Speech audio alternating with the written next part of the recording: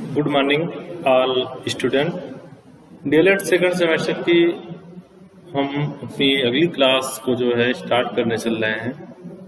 पिछली क्लास में हम लोगों ने पढ़ा था कि भारतीय अर्थव्यवस्था में कृषि का क्या योगदान है। इसके बाद भारतीय जो कृषि है इसकी विशेषताएं क्या हैं, इस दोनों टॉपिक को हम लोगों ने अध्ययन किया था पिछले वीडियो में। फिर आगे चलते हैं, इसी क्रम को आगे बढ़ाते हुए हमारा आज का टॉपिक है कृषि फसलों का वर्गीकरण। कृषि फसलों का वर्गीकरण तो कहने मतलब जो खेती बाड़ी की फसलें हैं, जो खेती की फसलें जो उगाई जाती हैं उनका वर्गीकरण करना है। तो उनका वर्गीकरण दो आधारों पर किया जाता है। पहला तो उत्पादन के आधार पर और दूसरा है उपयोग के आधार पर। तो इन कृषि फसलों का वर्गीकरण हम दो प्रकार से करेंगे, उत्पादन के आधार पर और उपयोग के आधार पर। तो चलते हैं, पहला जो प्रकार है उत्पादन के आधार पर, उसमें सर्वप्रथम जो आता है, जो फसलों का वर्गीकरण आता है, उसमें आता है रबी की फसलें। रबी की फसलें क्या होती हैं? जो रबी की फसलें होती हैं वह अक्टूबर से नवंबर के मध्य जो है बोई जाती हैं और मार्च से अप्रैल के मध्य जो है काट ली जाती हैं। रबी की फसलें वह फसलें होती हैं जो अक्टूबर से नवंबर के मध्य तक बोई जाती हैं और मार्च से अप्रैल तक जो है काट ली जाती हैं। और इन रबी फसलों को जो है शीतोष्ण कटिबंधीय फसलें भी कहते हैं। इन रबी फसलों को जो है शीतोष्ण कटिबंधीय फसलें भी कहते हैं। कहने मतलब इन रबी की फसलों को जो है कम तापमान चाहिए और कम पानी चाहिए। तो इन फसलों में जैसे हैं, ये जो है इनको ध्यान रखना है, ये अक्टूबर से नवंबर के मध्य बोई जाती हैं। ये अक्टूबर से नवंबर के मध्य जो है इनकी बुआई की जाती है। और इन फसलों में कौन कौन सी फसलें आती हैं? जैसे हुआ गेहूं हुआ, चना हुआ, सरसों हुआ। गेहूं, चना, सरसों, इसके बाद जौ है, राई है, मेथी है, बहुत सारी फसलें हैं। जौ है, राई है, मेथी है, ETC कर लीजिए। इस तरीके से बहुत सारी फसलें रबी की फसलों में आती हैं। तो इतना ध्यान रखिए, जो भी फसलें अक्टूबर से नवंबर के मध्य बोई जाती हैं वे रबी फसलों के अंतर्गत आती हैं। इन रबी की फसलों को जो है शीतोष्ण कटिबंधीय फसलें भी कहते हैं। इनमें जो है इन फसलों को कम तापमान और कम पानी की मात्रा की आवश्यकता होती है। फिर दूसरी है उत्पादन के आधार पर जो दूसरा वर्गीकरण किया गया है, खरीफ की फसलें। खरीफ की फसलें जो है जून से जुलाई में बोई जाती हैं और सितंबर से अक्टूबर के मध्य जो है काट ली जाती हैं। जून से जुलाई के मध्य जो है इनकी बुवाई होती है। जून से जुलाई इसके बीच जो है ये बोई जाती हैं और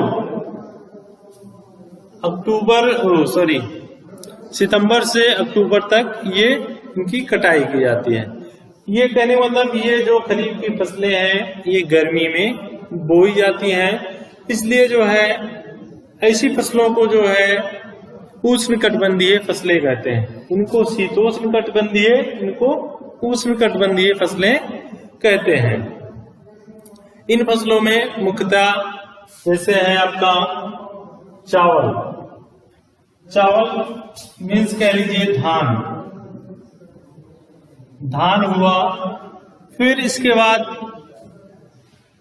ज्वार, बाजरा, मक्का,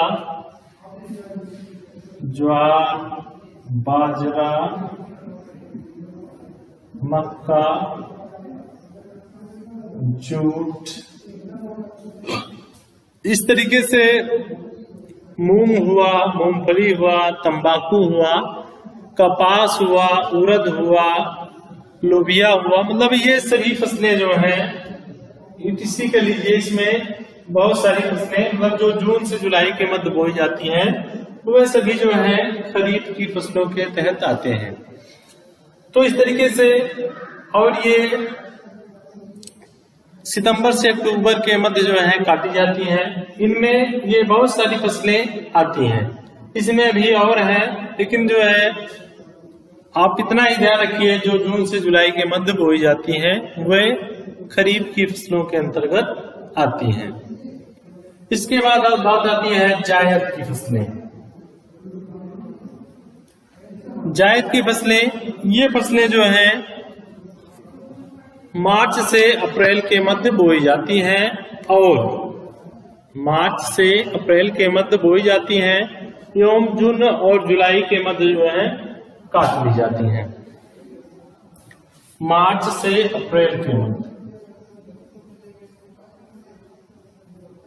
मार्च से अप्रैल के मध्य बोई जाने वाली फसलों को जो है जायद फसलें कहते हैं और इनकी कटाई जो है जून से जुलाई के बीच कर दी जाती है। इनमें विभिन्न प्रकार की सब्जियां आती हैं, तरबूज आते हैं, खरबूजा आता है, अरबी आती है, ककड़ी आती है, भिंडी आती है, ये सभी जो है जायद की फसलों के अंतर्गत आते हैं। जैसे खरबूजा या खरबूज, फिर तरबूज, अरबी हुआ, अरबी हुआ, ककड़ी हुआ, भिंडी, ककड़ी, भिंडी, इत्यादि।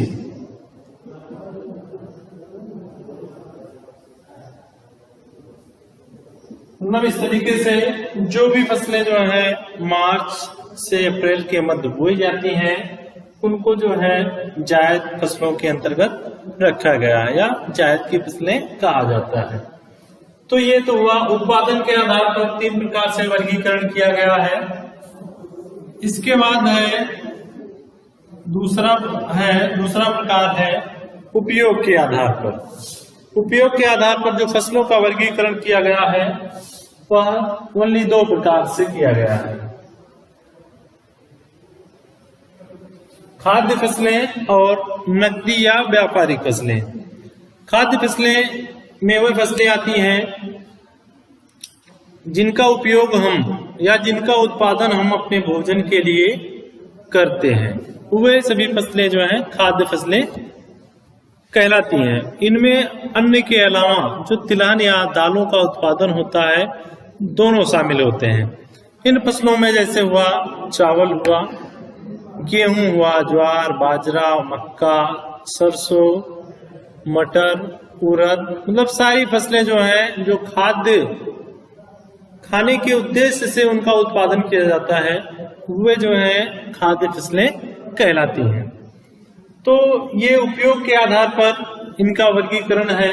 खाद्य फसलें वे फसलें जिनका उत्पादन हम अपने खाने के लिए, अपने भोजन के लिए करते हैं, वे सारी फसलें जो हैं खाद्य फसलें कहलाती हैं।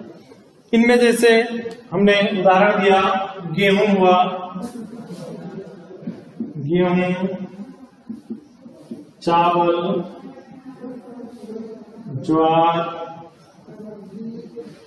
बाजरा, मतलब इस तरीके से बहुत सारी फसलें हैं जिनका हम जो है अपने खाद्यान्न, अपने भोजन की दृष्टि से उनका उत्पादन करते हैं। इसके बाद नकदी या व्यापारिक फसलें। इन जो ये नकदी और व्यापारिक फसलें होती हैं, इन फसलों का मुख्य उद्देश्य यही होता है कि इन फसलों को जो है व्यापार किया जाए या फिर इनसे हमें धन प्राप्त करना है। यानी मतलब किसान जो होते हैं इन फसलों का उत्पादन करने के लिए जो है इन व्यापारिक फसलों का उत्पादन इसलिए करते हैं ताकि उनकी इनकम जो है बढ़े, या उन फसलों को बेचकर जो है पैसा हम इकट्ठा करें या पैसा कमाएं। कहने मतलब उनका जो है हम उपभोग आंशिक रूप से कर सकते हैं, मुख्य रूप से उनका उपयोग जो है हम खाद्यान्न के लिए इन व्यापारिक फसलों का नहीं कर सकते हैं। आंशिक रूप से उनका कुछ भाग जो है हम उपभोग कर सकते हैं, लेकिन संपूर्ण भाग ये कह लीजिए कि इनका हम भोजन के रूप में व्यापारिक फसलों का उपयोग करें तो इसका जो है बहुत बड़ा भाग जो है व्यापार करने के लिए इनको उत्पादित किया जाता है। जैसे इन नकदी या व्यापारिक फसलों में जैसे जूट हुआ, कपास हुआ, गन्ना हुआ, चाय, कॉफी, रबड़, तंबाकू, जैसे तिलहन में है मूंगफली हुआ, अलसी हुआ, सूरजमुखी हुआ। तो इस तरीके से ये बहुत सारी फसलें हैं जो नकदी या व्यापारिक फसलों के अंतर्गत आती हैं। तो कहने मतलब नकदी या व्यापारिक फसलों से नाम से ही स्पष्ट है, नकदी मतलब जिनको हमें बेच करके नगद पैसे मिल जाए, उनको बाजार में उनका व्यापार किया जा सकता है या उनको बेचा जा सकता है। तो ऐसी सारी फसलें जो है नकदी या व्यापारिक फसलों के अंतर्गत आती हैं, जैसे गन्ना, जूट, कपास, रबड़, तंबाकू, पटसन, चाय, कॉफी, ये सारी फसलें जो है नकदी या व्यापारिक फसलें कहलाती हैं। और इन्हीं नकदी या व्यापारिक फसलों में और बहुत सारी फसलें हैं, जैसे रेशे वाली फसल है, बागान की फसल है। तो इन सभी फसलों को जो है व्यापारिक या नकदी फसलों के अंतर्गत रखा गया है। तिलहन की फसल है, शर्करा वाली फसल है। शर्करा वाली फसल में जिनमें शक्कर की मात्रा पाई जाती है, जैसे चुकंदर हुआ और गन्ना हुआ। बागान की फसलें में जैसे चाय, कॉफी, नारियल, सुपारी, मतलब रबड़, ये सब फसलें जो है बागान की फसलें होती हैं। और रेशे वाली फसल में जैसे कपास हुआ, जूट हुआ, मेस्टा हुआ या सनई जिसको कहते हैं, ये सारी फसलें रेशे वाली फसलें होती हैं। तो इस तरीके से जो है नकदी या व्यापारिक फसलों को भी कई भागों में बांटा गया है। रेशे वाली फसल, बागान की फसल या फिर शर्करा वाली फसल, तिलहन की फसल। तो इस तरीके से व्यापारिक फसलों को भी 4 प्रकार से बांटा गया है। तो ये जो है इसके साथ जो है हम अपनी इस वीडियो को यही समाप्त करते हैं। फिर हम अगली वीडियो में जो है भारत में फसल चक्र क्या होता है या फिर भारतीय कृषि का महत्व क्या है, इस टॉपिक पर चर्चा करते हैं। तब तक के लिए धन्यवाद।